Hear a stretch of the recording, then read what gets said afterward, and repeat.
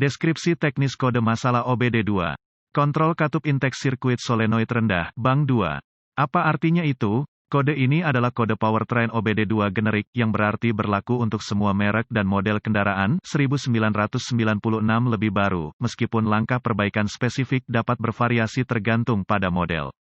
Pada kendaraan yang dilengkapi dengan variable valve timing, VVT, modul kontrol engine, modul kontrol powertrain, ECM, PCM, mengontrol posisi camshaft dengan mengatur oli engine melalui solenoid control untuk mengubah posisi camshaft. Solenoid control diperintahkan menggunakan sinyal pulse width modulated (PWM) dari ECM, PCM. ECM, PCM memonitor sinyal ini dan jika tegangannya di bawah spesifikasi, ia akan mengatur kode masalah ini dan menerangi lampu indikator kerusakan, MIL. Bang 2 mengacu pada sisi mesin yang tidak mengandung silinder tanda pagar 1. Pastikan untuk memverifikasi sesuai dengan spesifikasi pabrik.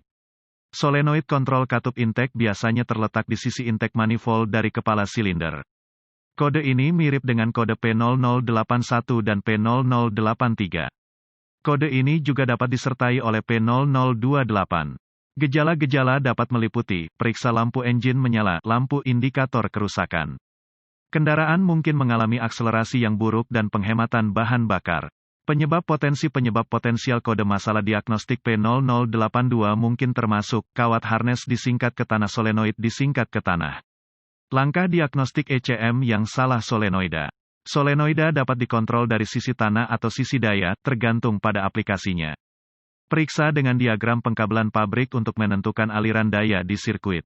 Dengan menggunakan volt digital ohmmeter, DVOM, yang diatur ke pengaturan volt, periksa voltase dengan kabel positif pada baterai kendaraan dan kabel negatif pada setiap kabel ke solenoid control. Bergantung pada aplikasinya, jika solenoid diardekan ke sasis, ujilah ujung daya ke solenoid control pada kabel wiring PCM, ECM, seharusnya tidak ada tegangan.